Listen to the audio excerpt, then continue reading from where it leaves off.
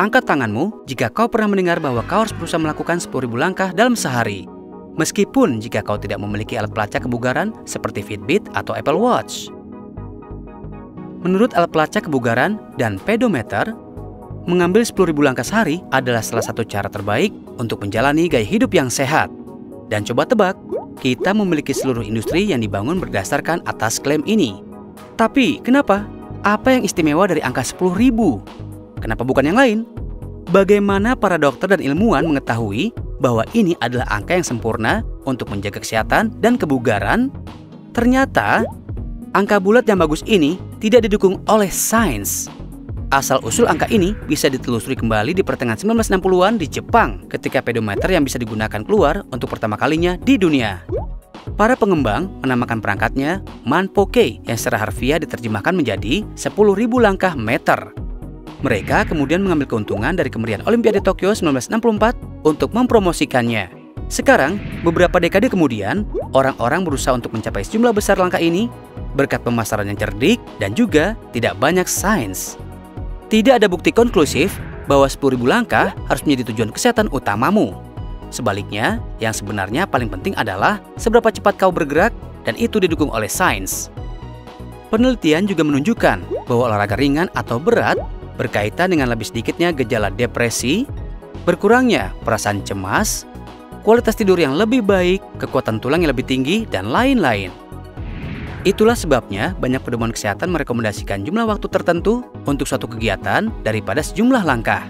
Misalnya, di antara orang Amerika, rata-rata orang dewasa harus mendapatkan minimal 150 menit olahraga ringan atau sekitar 75 menit olahraga berat setiap minggunya. Dan coba tebak, kita bisa menerjemahkan pedoman kesehatan ini menjadi langkah juga. Bagaimana? Kamu mungkin ingin bertanya? Olahraga ringan membantumu membakar setidaknya 3 kali jumlah energi yang akan kau bakar, sementara kau sebenarnya tidak melakukan apa-apa. Penelitian menunjukkan bahwa untuk beberapa orang dewasa, ini setara dengan berjalan dengan kecepatan 100 langkah per menit, atau sekitar 4 km per jam. Jadi, kau harus berjalan sekitar 15.000 langkah per minggu, atau sekitar 2.100 langkah per harinya. Tapi hey, jangan khawatir jika kau tidak bisa mendapatkan langkah-langkah itu. Ada banyak cara lain untuk berolahraga jika menjalani semua langkah ini bukan yang kau inginkan. Kau hanya perlu mengikuti rekomendasi ini dari American Heart Association. Bugar dalam 150 plus. Dapatkan setidaknya 150 menit per minggu aktivitas aerobik intensitas sedang atau 75 menit per minggu aktivitas aerobik yang kuat, atau kombinasi keduanya. Mana yang lebih disukai dibagi sepanjang minggu. Bergerak lebih, kurangi duduk. Bangun dan bergerak sepanjang hari. Aktivitas apapun lebih baik daripada tidak sama sekali. Tambahkan intensitas. Latihan aerobik sedang hingga berat adalah yang terbaik. Ketika kau mulai terbiasa menjadi lebih aktif, tingkatkan waktu atau intensitasmu untuk mendapatkan lebih banyak manfaat. Tambahkan otot. Sertakan aktivitas penguatan otot intensitas sedang hingga tinggi, seperti latihan daya tahan atau latihan beban, setidaknya 2 kali seminggu. Merasa lebih baik. Aktivitas fisik terhubung dengan tidur yang lebih baik, ingatan, keseimbangan, dan kemampuan kognitif, dan lebih sedikit resiko kenaikan berat badan, penyakit kronis, demensia, dan depresi. Ini adalah salah satu hal terpenting yang bisa kau lakukan untuk kesehatan dan kesejahteraanmu. Jadi keluarlah dan mulai bergerak. Jangan repot-repot menghitung langkah-langkah itu. Apakah Anda salah satu orang yang tidak pernah suka pergi ke gym dan berolahraga untuk perut six-pack sempurna itu? Meskipun kamu ikut member gym, waktu yang terbatas tidak pernah memungkinkanmu untuk menjadi teratur dengan latihanmu. Kamu mungkin harus bekerja lembur karena bos yang cerewet dan dia butuh presentasi itu selesai secepatnya. Kamu mungkin harus membawa anak-anakmu ke taman atau pergi membeli bahan makanan, dan sebelum kamu menyadarinya, hari itu sudah selesai. Kami mengerti teman-temanku, kita semua terjebak dalam siklus yang sama. Ketika kita berbicara tentang berolahraga atau hidup yang sehat, ada banyak informasi online dan tidak semuanya didukung oleh penelitian. Tapi kami melangkah lebih jauh dan menemukan 5 cara cepat yang mudah untukmu, yang bukan hanya menyenangkan, tapi efektif untuk menghilangkan lemak di perutmu. Dan pada akhir video ini, Anda pasti akan merasa lebih ringan. Ayo kita mulai. Air hangat dan lemon. Kita semua tahu lemon mengandung vitamin C, tapi bukan itu saja yang mereka tawarkan. Mereka tidak hanya rendah gula, tapi mengandung segala sesuatu mulai dari vitamin B6, vitamin A, vitamin E, dan lebih banyak lagi. Lemon juga mengandung lebih banyak potasium daripada apel atau anggur. Tingginya kadar kalium dalam lemon menstimulasi fungsi otak dan juga saraf. Ingat presentasi yang ditunggu bosmu, kamu membutuhkan otak yang sehat untuk menyelesaikannya. manfaat lemon bagi kesehatan melebihi vitamin dan juga mineral. Satu studi penelitian menemukan bahwa polifenol dalam jus lemon memiliki kekuatan untuk menekan akumulasi lemak dalam tubuh. Penelitian yang sama menunjukkan bahwa senyawa yang sama dalam lemon secara signifikan mengurangi kenaikan berat badan bahkan bagi mereka yang makan berlebihan. Jadi ini adalah bagaimana Anda harus memulai hari Anda dengan segelas air hangat dan lemon yang diperas di dalamnya. Ya, sesederhana itu. Tambahkan probiotik dalam makananmu. Probiotik adalah bakteri hidup yang disarankan untuk memainkan peran besar dalam penurunan berat badan dan pemeliharaan berat badan. Beberapa makanan probiotik termasuk yogurt, kefir, tempe, kimchi, dan acar. Jika kamu menambahkan ini dalam makanan sehari-harimu, mungkin bisa membantu mengubah keseimbangan makhluk yang berada di dalam usus yang bermanfaat, bakteri, dan organisme lain yang hidup di dalam usus. Mereka membantu mencerna makanan. Vitamin seperti biotin dan vitamin K ini mengurangi resiko kenaikan berat badan dan penumpukan lemak di perut Anda. Olahraga sofa.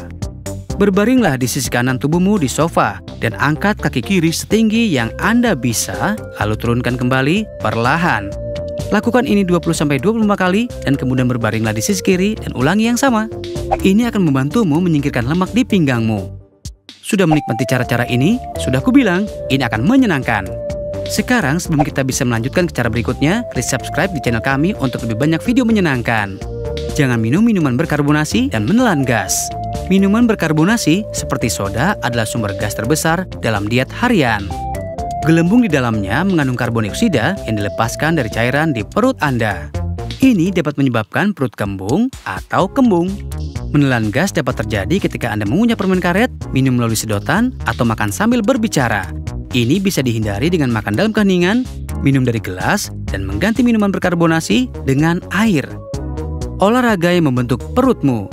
Tanpa melakukan olahraga perut, ikutlah olahraga yang melatih perutmu secara agresif. Olahraga seperti sepak bola, renang, atau bola voli. Menurut American College of Sports Medicine, Anda dapat membakar lebih banyak kalori dalam waktu lebih singkat dengan permainan olahraga intensitas tinggi yang singkat. Jadi begitulah kawan-kawan, beberapa cara yang kurang dikenal untuk menghilangkan lemak perut Anda. Cobalah ini dan merasa lebih baik. 2 minuman yang paling banyak dikonsumsi dan paling populer di dunia telah menjadi bagian dari rutinitas sehari-hari kita. Banyak yang menyukai untuk disajikan di pagi hari, saat bekerja, atau saat nongkrong dengan teman-teman. Teh sangat populer di Cina dan Jepang, dan jangan lupa juga di Inggris. Dan kopi yang merupakan minuman nomor 1 di Amerika Serikat. Meskipun keduanya memiliki manfaat yang sama dan juga beberapa perbedaan, ada argumen yang selalu ada untuk membuktikan mana yang merupakan pilihan yang lebih sehat. Pernahkah kalian bertanya-tanya apa efek dari masing-masingnya pada tubuhmu? Kedua minuman ini kaya akan antioksidan yang membantu melawan oksidan dalam tubuh kita sehingga bisa menjaga jaringan sehat. Penelitian menunjukkan bahwa keduanya membantu mengurangi kadar kolesterol dan melawan jenis kanker tertentu dan juga mengurangi kemungkinan Alzheimer dan Parkinson dan juga menghindari pembekuan darah sehingga mengurangi resiko stroke dan serangan jantung. Teh dan kopi, duanya mengandung kadar kafein yang tinggi. Efek dari kafein tergantung pada berbagai faktor, metode persiapan, dan ukuran dosis. Namun, penelitian menunjukkan bahwa kopi mengandung kafein 2 kali lipat dibandingkan dengan teh hitam sejenis. Konsumsi kafein meningkatkan kewaspadaan mental, suasana hati, dan daya tahan, dan juga menurunkan risiko diabetes tingkat 2. Meskipun kandungan kafein dalam kopi lebih besar daripada teh, keduanya memberikan manfaat yang sama. Tapi jika dikonsumsi berlebihan, bisa menyebabkan insomnia, peningkatan denyut jantung, kecemasan, gelisah, dan kecanduan. Kafein dalam kopi bisa meningkatkan tingkat energimu dan mengurangi kelelahan secara instan. Karena dia meningkatkan tingkat dopamin, hal itu mengakibatkan peningkatan denyut jantung dan menambah sifat adiktifnya. Karena itu, kopi memiliki efek langsung pada tingkat energi kita. Teh di sisi lain mengandung jumlah kafein yang lebih rendah, tapi dia adalah L-theanin yang produktif untuk memperkuat sistem saraf. Dia meningkatkan gelombang alfa otak sehingga membantumu rileks dan menghilangkan stres sambil mempertahankan fokus dan kewaspadaanmu tanpa merasa lelah. Oleh karena itu, kopi adalah jawaban untukmu jika kau mencari efek yang instan. Dan teh jika kau lebih suka dorongan energi yang lebih menyejukkan dan menenangkan. Tingkat kafein dalam kopi juga membantu menurunkan berat badan karena memiliki sifat membakar lemak yang akan menghambat produksi sel-sel lemak dalam tubuh. Sementara polifenol yang terkandung dalam teh mengurangi penambahan berat badan. Namun, jika dikonsumsi dengan krim, gula, dan perasa lain yang ingin kau tambahkan ke dalam cangkir harianmu, itu bisa meningkatkan asupan kalorimu. Dan dengan demikian, mengubah minuman sehatmu menjadi pencuci mulut instan. Tapi tunggu sebentar, minuman mana yang lebih sehat? Intinya adalah bahwa kedua minuman tersebut jika dikonsumsi dalam jumlah yang sedang sama-sama menyehatkan. Karena itu, tergantung selera dan pilihan, serta responsif tubuhmu terhadap kafein. Berapa banyak dari Anda yang dapat berpisah dengan handphonemu saat tidur? Jika kamu tidak bisa, atau mungkin kau tidak nyaman, itu mungkin karena kamu tinggal bersama orang lain dan tidak ingin handphonemu diakses oleh mereka. Kamu penggemar media sosial dan tidak bisa menghentikan jarimu untuk refresh akun media sosialmu meskipun tidak ada hal yang baru. Kamu workaholic dan merasa sulit untuk menjauh dari pekerjaan dan mungkin memeriksa emailmu setiap kali Anda memegang HP. Dan terakhir, jika kamu sedang galau, kamu akan memantau mantanmu sepanjang malam. Mungkin ada alasan lain juga, tetapi kamu akan selalu menemukan alasan untuk memeriksa handphonemu pada jam-jam aneh. Dan saat itulah kamu memutuskan untuk menjaga handphonemu saat mau tidur. Selamat, kamu sekarang adalah budak dari handphonemu. Sekarang kami telah menganalisis kenapa kamu perlu menyimpan handphonemu jauh-jauh saat mau tidur. Cahaya biru di malam hari dari ponsel dan layar diputar di otak kita dapat membingungkan ritme sirkadian yang merupakan jam internal dalam sistem tubuh yang mengukur waktu. Dan ritme sirkadian yang kacau akan mengganggu pola tidur yang teratur. Misalnya, kamu akan sangat mengantuk di siang hari, bukannya di malam hari. Sekresi hormon melatonin akan berkurang, yang berarti hormon yang memainkan peran penting dalam mempertahankan ritme sirkadian yang tepat yang akan membantumu tidur nyenyak, dan itu akan bisa mengganggu tidurmu. Pengurangan pada tahap tidur REM. Tahap REM sangat penting untuk memulihkan pikiran dan juga tubuh kita. Ini bertindak sebagai katalis untuk membangun protein, memperkuat ingatan, dan juga bekerja pada kreativitas dan keterampilan dalam memecahkan masalah. Inilah kenapa bayi tidur berjam-jam, karena mereka sedang dalam tahap tidur REM. Setelah browsing melalui handphonemu, kamu lebih waspada dan kurang mengantuk, dan ini mencegahmu berusaha untuk tidur. Dan kamu akan terbangun lelah dan pusing untuk menjalankan hari-hari yang sulit. Dengan suasana hati yang buruk seperti itu, metabolismemu akan terpengaruh. Kamu mengembangkan selera untuk makanan yang tidak sehat dan juga berisiko pada masalah kesehatan. Jadi kami yakin bahwa tidur tanpa handphonemu jelas merupakan cara yang lebih sehat untuk tertidur dan bangun dengan perasaan segar, berenergi, dan bahagia. Cobalah malam ini, jauhkan ponselmu, tidurlah seperti bayi, dan kamu akan berterima kasih pada kami nanti. Kita semua sadar bahwa air adalah kebutuhan utama kita. Dan tubuh kita mengirimkan sinyal pada kita jika kita mengalami dehidrasi, seperti bibir kering, kulit kering, pernapasan cepat, dan banyak lagi. Dan minum air adalah satu-satunya cara untuk menghindari dehidrasi. Tetap terhidrasi memiliki banyak manfaat. Beberapa di antaranya adalah menurunkan berat badan, pencernaan halus, otak yang sehat, kulit bercahaya, dan banyak lagi. Jadi, jika kamu tidak minum cukup air, sekarang kamu tahu kenapa kamu harus melakukannya. Dan jika sudah, teruskanlah. Tapi, apakah kamu sudah minum air dengan cara yang benar? Tahukah kamu, salah dalam metode minum air putih sebenarnya bisa menyebabkan radang sendi, gangguan pencernaan, dan migrain? Jadi, ayo belajar tentang cara yang benar untuk minum air. Nomor 1. Minum air setelah makan. Menurut Ayurveda, diyakini bahwa minum air setelah makan itu sama dengan minum racun. Mari kita masuk ke dalam sains di baliknya. Perut kita sudah memiliki asam untuk mencerna makanan. Saat kita makan, proses pencernaan dimulai dan memecah makanan. Sekarang jika kamu minum air setelah makan, mungkin bisa ada beberapa konsekuensi. Asamnya menjadi encer dan menyebabkan gangguan pencernaan yang selanjutnya membuat sulit untuk memecah makanan. Dan kemudian, makanannya membusuk di dalam perut kita. Bagaimana kita menghindarinya? Kamu harus berkumur setelah makan dan minum air 1 jam setelah makan. Nomor 2, meneguk air. Apa kamu pikir meneguk air sekaligus bisa menghidrasimu? Tidak. Airnya hanya akan terbuang karena kencing. Cara yang benar untuk minum air adalah seteguk demi seteguk dan perlahan. Kenapa?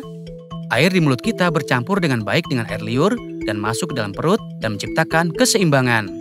Karena air liur yang diproduksi di mulut kita bersifat dasar dan perut kita bersifat asam. Sekarang, jika kita meneguk air sekaligus, lebih sedikit air liur yang akan masuk dan itu menyebabkan kembung, asam lambung, gas, dan gangguan pencernaan, membuatnya sulit untuk membuang racun dan juga kotoran. Nomor 3. Minum air dingin. Kita semua suka minum air dingin, bukan? Ketika kamu di rumah, setelah hari yang cerah dan panjang, kamu menuju ke kulkas dan minum segelas air yang dingin. Kedengarannya sangat bagus, bukan? Tapi tahukah kamu bahwa itu bisa menyebabkan kerusakan serius pada tubuhmu? Ketika kamu minum air dingin, pembuluh darahmu menyusut dan sirkulasi darah menjadi lambat. Karena ketidakcocokan suhu, itu bisa mempengaruhi kesehatan pencernaanmu dan bisa menyebabkan flu dan sakit kepala. Berikut adalah tips cepat lainnya. Jika kamu ingin minum air dingin, coba cara alami menyimpan air dalam pot tanah seperti ini. Ini mempertahankan tingkat pH dan menambahkan mineral ke dalam air. Nomor 4, minum terlalu banyak air. Ya, kamu mendengarnya dengan benar. Terlalu banyak menghidrasi tubuhmu juga bisa menjadi masalah. Adalah sebuah mitos bahwa kita harus minum sekitar 5-7 liter air dalam sehari. Beberapa orang bahkan minum air lebih dari itu. Meskipun mereka tidak haus, tapi hanya karena seseorang menyuruh mereka melakukannya. Kamu pasti bertanya-tanya, bagaimana bisa terlalu terhidrasi bisa jadi berbahaya? Minum terlalu banyak air bisa menyebabkan ketidakseimbangan kadar natriummu. Itu menyebabkan hiponatremia yang melarutkan natrium dalam darah dan bisa menyebabkan pembengkakan, sakit kepala, mual, kecemasan, dan kembung. Bagaimana cara menghindarinya? Setiap orang memiliki jenis tubuh yang berbeda, berat badan, dan kebutuhan nutrisi. Itu juga tergantung pada iklim dan lingkungan tempat kamu tinggal. Lebih baik untuk mempertimbangkan semua faktor ini dan mengamati pola tubuhmu dan berapa banyak air yang dibutuhkan oleh tubuhmu.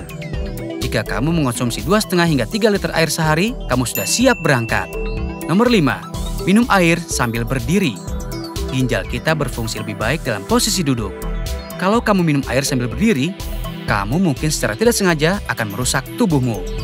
Minum air sambil berdiri membuat air melintas dengan dorongan dan tidak adanya penyaringan.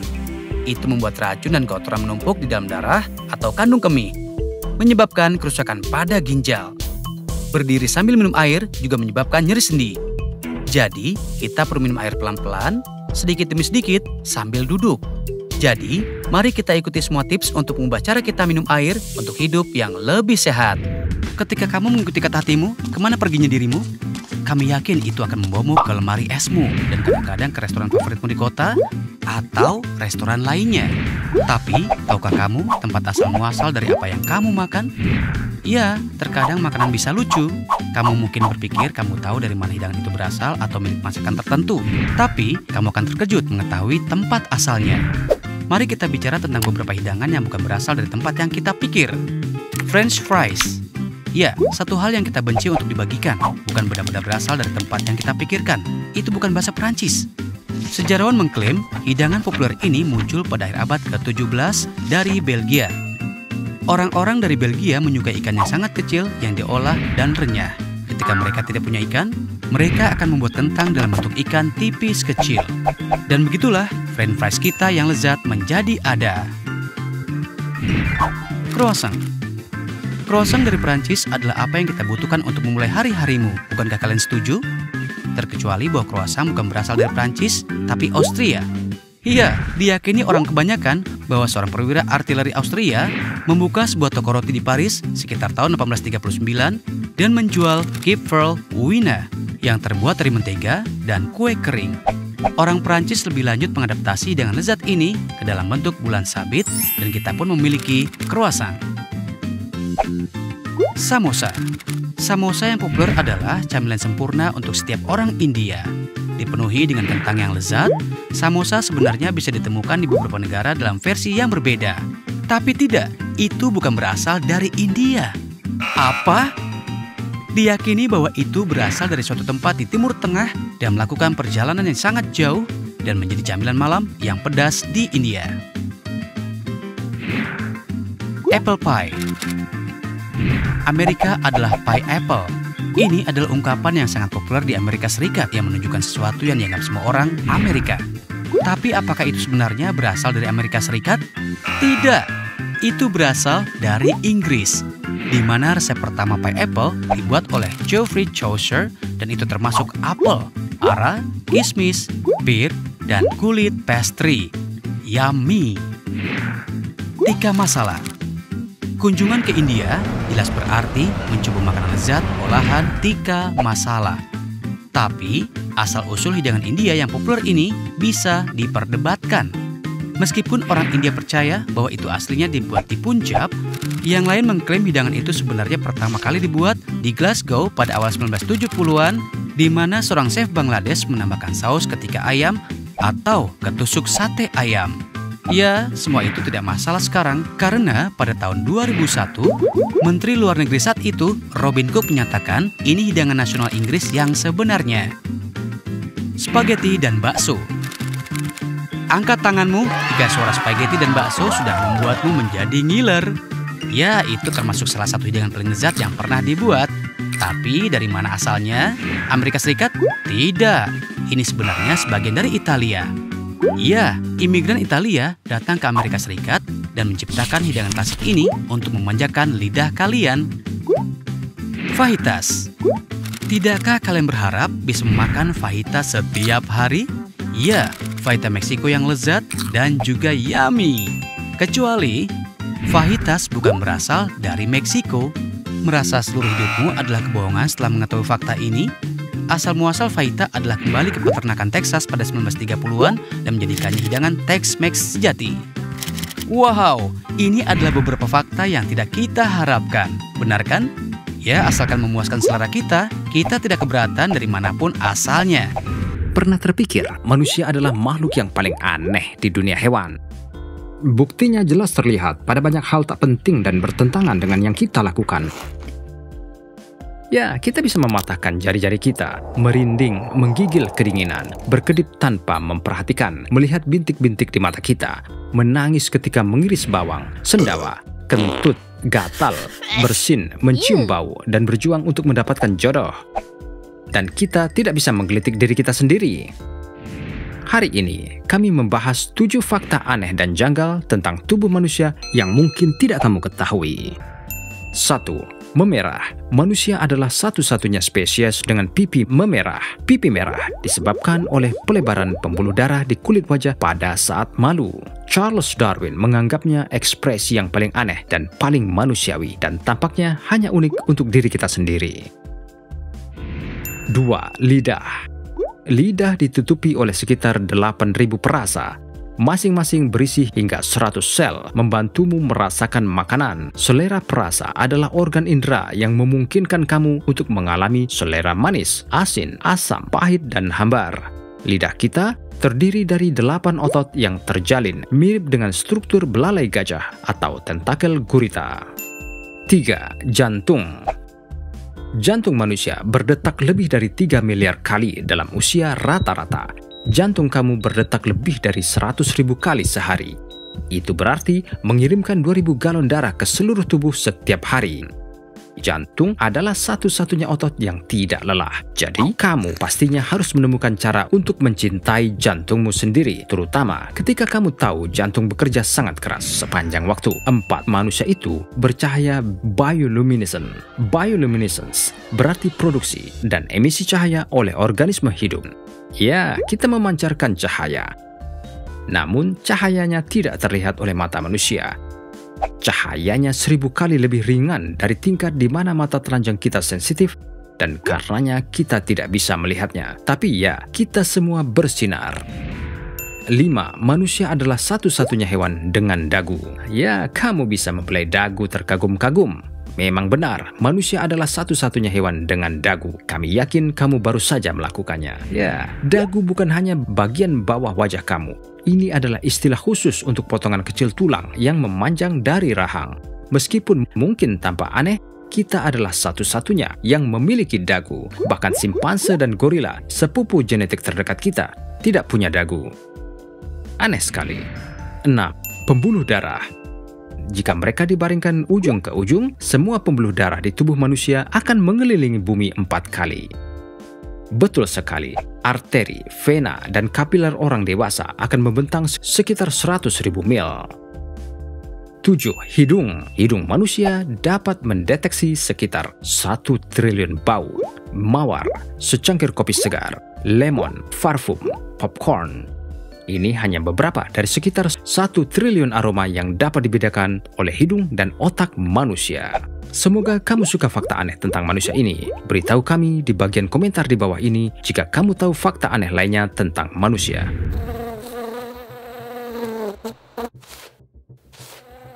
Nyamuk, makhluk menyeramkan yang membuat kamu terus menggaruk.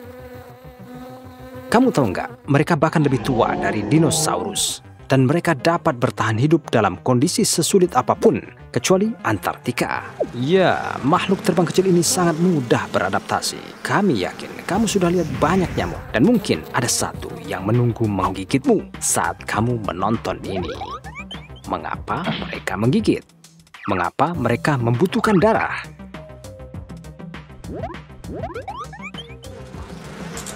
Dari 3.000 lebih spesies nyamuk yang ada, hanya nyamuk betina yang menggigit manusia atau mamalia lain untuk diambil darahnya, dan nyamuk jantan yang bertahan hanya pada nektar buah dan tumbuhan.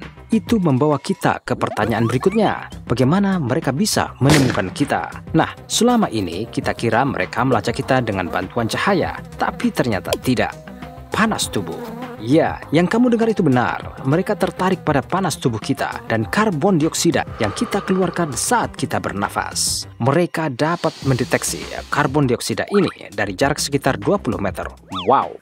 Fakta mengungkapkan nyamuk membutuhkan waktu sekitar 3 hingga 4 menit untuk mengisi perutnya. Tetapi, bukankah itu terlalu lama? Sebenarnya, begitu perut mereka kenyang, tubuh mereka memproses darah dan membuang air darinya.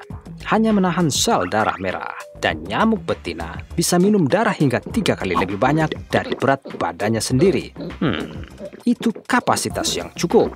Tapi, kenapa mereka melakukan itu? Untuk membangun kecerdasan protein dan zat besi mereka untuk proses bertelur yang ada di dalam darah manusia. Proses pengambilan darah mereka sebenarnya sangat menarik. Tahu nggak, mereka menusuk kamu bukan dengan 1, bukan 2, tetapi 6 jarum sekaligus.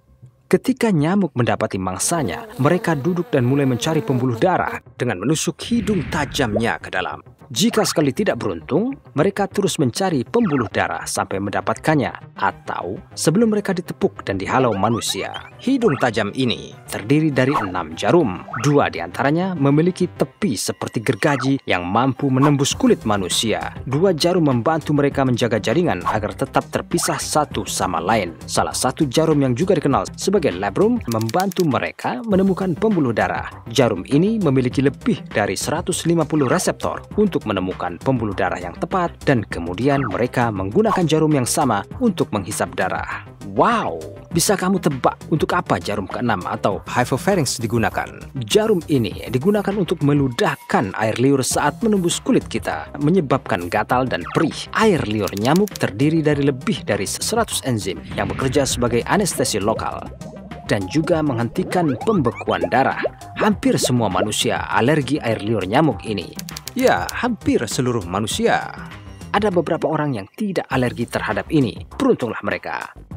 Tubuh mereka melepaskan histamin, senyawa kimia yang menyebabkan kulit gatal dan menyebabkan peradangan, dan sel darah putih yang juga dikenal sebagai limfosit untuk melawan air liur yang menyebabkan benjolan pada kulit dan membuatnya sangat gatal. Saat nyamuk meludah dengan air liurnya, mereka terkadang menularkan penyakit mematikan seperti malaria, Zika, dengue, chikungunya, dan lain-lain yang membunuh sekitar lebih dari 1 juta orang. Nah, itu parah kan? Berikut tips singkat tentang bagaimana kamu bisa menjauhkan gigitan mematikan ini. Nyalakan lilin yang memiliki wewangian, tanam beberapa tanaman atau herbal, dan selalu simpan semprotan dan pengusir nyamuk. Cobalah dan kamu akan terkejut. Ini benar-benar berhasil.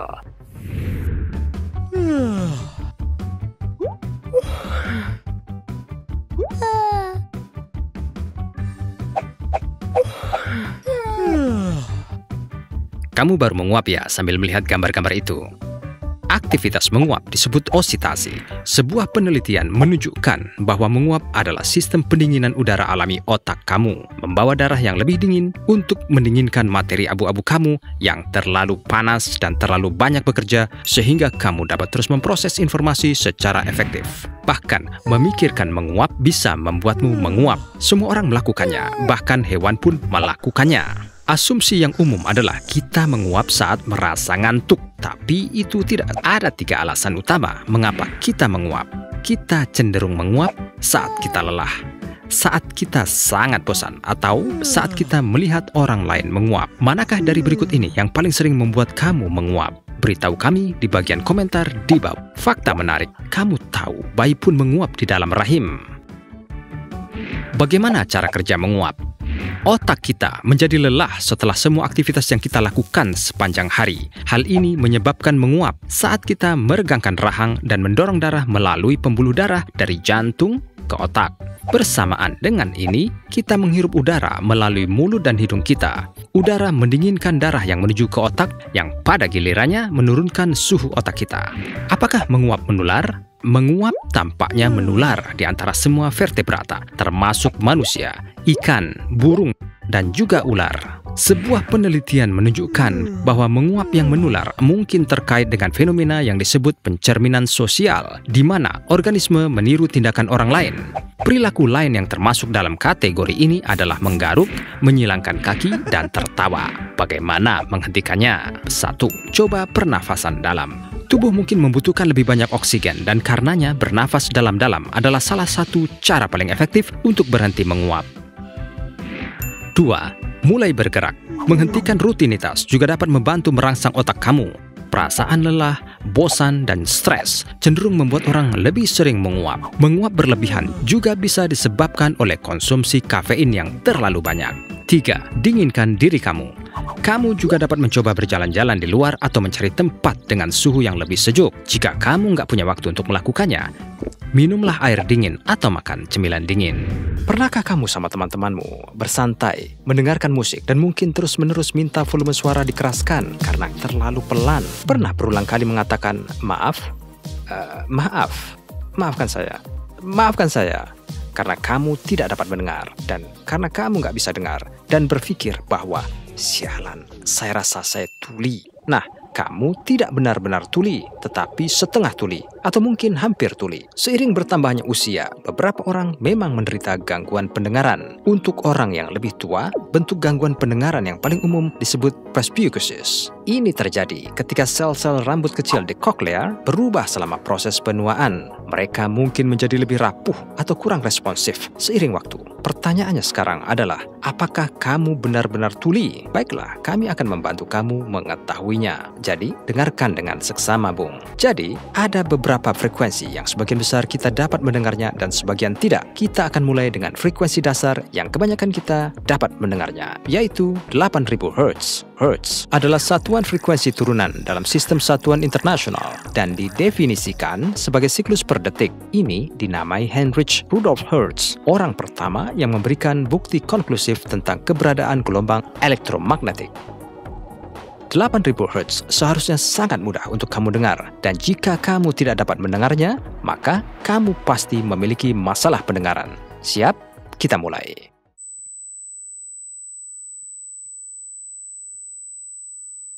Lantang dan jelas, bukan? Bagus. Nah, kami berharap sebagian besar kamu mendengarnya. Semoga saja. Mari kita lanjut 12000 Hz.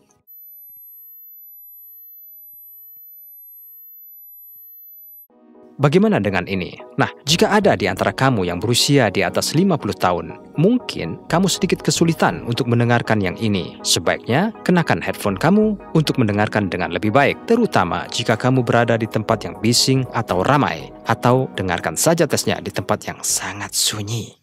Benar, kamu bisa mendengar saya. Oke, ini menyeramkan. Kembali ke pengetesan. Jadi, jika kamu berusia di atas 40 tahun, ini mungkin agak sulit bagi kamu untuk mendengarnya. Tetapi, cobalah. Ini 14000 Hz. Mari kita dengarkan.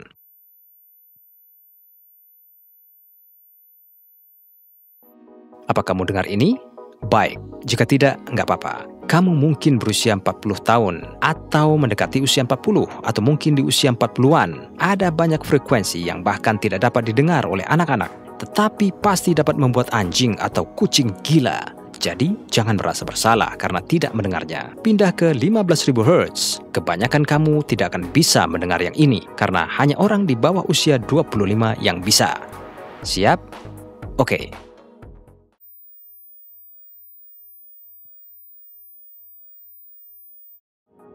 Apakah kamu mendengarnya? Beritahu kami di bagian komentar jika kamu bisa menangkapnya. Sekarang ini lebih sulit, jadi bersiaplah untuk tidak mendengarkan ini. 17.000 Hz.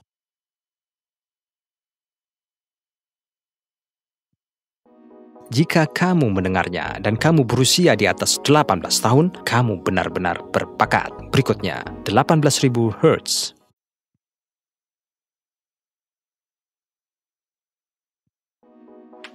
Bisa? Wow! Untuk yang terakhir, pasti tidak ada di antara kamu yang bisa mendengar. Jadi, jangan menyalahkan diri sendiri berlebih-lebihan. Faktanya, frekuensi tertinggi yang dapat didengar manusia adalah 20.000 Hz. Ini dia 20.000 Hz.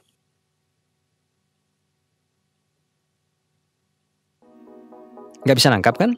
Nggak apa-apa. Namun jika kamu bisa, pastikan kamu memberitahu kami di bagian komentar di bawah. Kamu tahu nggak sedang diawasi? Setiap saat, setiap tindakan, reaksi, dan gerakan fisik sedang diperhitungkan. Kamu dihakimi sepanjang waktu, suka atau tidak. Isyarat dan gerak tubuhmu menceritakan tentang kamu. Bahasa tubuh dapat mengungkapkan apa yang dipikirkan atau dirasakan seseorang. Kamu hanya perlu membaca yang tersirat, dan begitu kamu melakukannya, kamu mendapatkan manfaat dari sini. Mari selami beberapa contoh mempelajari cara membaca pikiran seseorang. Mengusap hidungmu saat berbicara menyatakan bahwa kamu nggak jujur. Ungkapan mengusap hidung bermakna mengingatkan seseorang tentang kesalahan atau kegagalan berulang kali yang tidak mereka sukai. Mengusap mata berarti kamu ragu atau nggak percaya dengan apa yang kamu dengar, kecuali jika kamu terkena flu atau ada sesuatu yang nyangkut di mata kamu. Ekspresi mikro adalah sinyal nonverbal umum lainnya yang perlu kamu perhatikan. Ungkapan-ungkapan ini mungkin muncul secepat 1/25 detik, tetapi mereka biasanya mengungkapkan keadaan pikiran seseorang selama percakapan dan akan membantu kamu memahami apa yang mereka lindungi atau sembunyikan. Bahkan mulut kamu dan variasi yang kamu buat dengannya mengungkapkan apa yang kamu rasakan. Menutup mulut kamu mungkin sopan jika orang itu menguap atau batuk, tetapi kadang-kadang digunakan untuk menyembunyikan emosi atau perasaan kamu tentang topik yang dibahas. Bibir yang mengerut mungkin menjadi indikator ketidakpercayaan atau ketidaksetujuan. Menggigit bibir menunjukkan bahwa kamu stres, cemas, atau khawatir. Menggigit bibir yang sama jika disertai dengan seringai bisa dianggap genit. Bukan hanya ini, tindakan sederhana pun dapat ditafsirkan berbeda. Seperti memelintir rambutmu saat rapat bisa jadi menandakan kamu bingung atau nggak fokus. Mungkin juga kamu gugup dan kurang percaya diri. Sementara di sisi lain, jika kamu memelintir rambutmu dengan senyum manis dan alis yang berkerut, kamu bisa terlihat genit.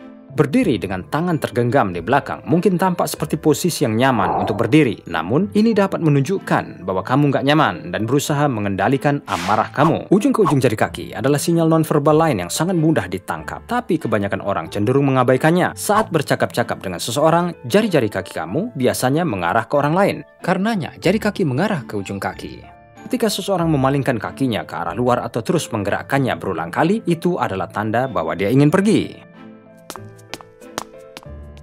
Berkedip terlalu sering dapat menunjukkan bahwa kamu merasa nggak nyaman dan dalam kesulitan. Sementara ketika kamu kurang berkedip, itu menunjukkan bahwa kamu lebih fokus dan kamu mencoba mengendalikan gerakan mata kamu. Ini dan banyak lagi tanda-tanda nonverbal menyampaikan pesan tentang dirimu. Jadi, lain kali kamu membuat tindakan atau bereaksi dengan cara tertentu, ingatlah, seseorang sedang memperhatikan.